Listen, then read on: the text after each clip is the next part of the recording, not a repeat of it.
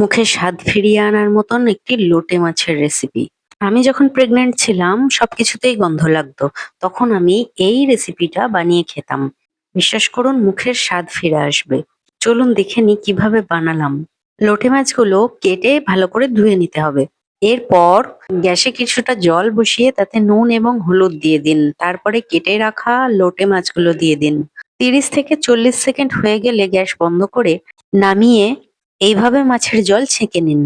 একটু ঠান্ডা করার জন্য ঠান্ডা জলে ধুয়ে নিতে পারেন। তারপর এইভাবে মাছের মাঝখানের কাঁটাগুলো ছাড়িয়ে নিন। জানি অনেকে কাঁটা না ছাড়িয়েও রান্না করেন, খুব নরম কাঁটা, কিন্তু আমি কাঁটা ছাড়িয়ে নিই যাতে মুখে একটুও কাঁটা না পড়ে। আর নুন হলুদ দিয়ে ভাপিয়ে জলটা এই কারণেই ফেলে নিলাম যাতে লোটে মাছের উগ্র গন্ধটা চলে যায়। সব কাঁটাগুলো আমি ছাড়িয়ে নিয়েছি। এটা রান্না করার জন্য পেঁয়াজ এইভাবে কেটে নেবেন। 500 গ্রাম লোটে মাছের জন্য মিডিয়াম সাইজের 3টে পেঁয়াজ আমি কেটে নিয়েছি। তার সাথে কটা কাঁচা লঙ্কা ফেড়ে নেবেন। আর রসুনের 10-12টা বড় বড় কোয়া থেতো করে নেবেন। কড়াইয়ে তেল গরম হলে পেঁয়াজগুলো দিয়ে দিতে হবে, সাথে লঙ্কাও। আর এই কড়াইটা আমার জীবনে মেলা থেকে কেনা প্রথম লোহার কড়াই। এটা নন স্টিকের ওপর দিয়ে যায়, যেভাবে খুশি ব্যবহার করো, কোনো ক্ষয় নেই। এভাবে পেঁয়াজটা অল্প কিছুক্ষণ ভেজে নিতে হবে। পেঁয়াজের কালারটা সামান্য একটু চেঞ্জ হলে তাতে স্বাদ মতো নুন, হলুদ আর সামান্য পরিমাণ লঙ্কার গুঁড়ো দিয়ে দিন। এইবার এগুলো ভালো করে নেড়েচেড়ে মিশিয়ে নিতে হবে। তারপরে কাঁটা ছাড়িয়ে রাখা মাছগুলো এর মধ্যে দিয়ে দিন।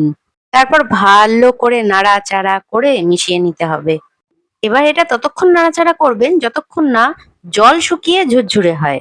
তারপর ওই থেতো করে রাখা রসুনটা দিয়ে দেবেন। তারপর এই রসুনটা ভালো করে মিশিয়ে নেবেন। এইটা মেশাতে মেশাতেই মনে পড়ে গেল লেবুর পাতা আনতে আমি ভুলে গেছি।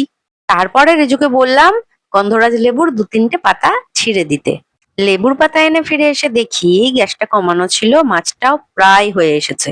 গাছের থেকে আনা লেবুর পাতাগুলো ভালো করে ধুয়ে কাঁচি দিয়ে এইভাবেই বড় বড় পিস করে কেটে এর মধ্যে দিয়ে দিতে হবে। দিয়ে সামান্য একটু নাড়াচাড়া করে এপিট ওপিট করে নিন। গন্ধরাজ লেবুর পাতার গন্ধ ছাড়া এই রান্নাটা জাস্ট অসম্পূর্ণ। গন্ধরাজ লেবুর পাতা হাতের কাছে না পেলে পরিবর্তে ধনেপাতাও দেওয়া যায়, তবে গন্ধরাজ লেবুর পাতার গন্ধে খাবারটা বেশি ভালো হয়। ব্যাস, এবার ঝুরঝুরে হয়ে গেছে। এবার এটা নামিয়ে নিলেই খাওয়ার জন্য প্রস্তুত। যাদের মুখে অরুচি, রান্নার স্বাদ পান না, তারাও এটা দিয়ে বেশ তৃপ্তি করে ভাত খেতে পারবেন। তাই ঝটফট বানিয়ে ফেলুন লেবুর পাতা দিয়ে লইট্টা মাছের ঝোড়া।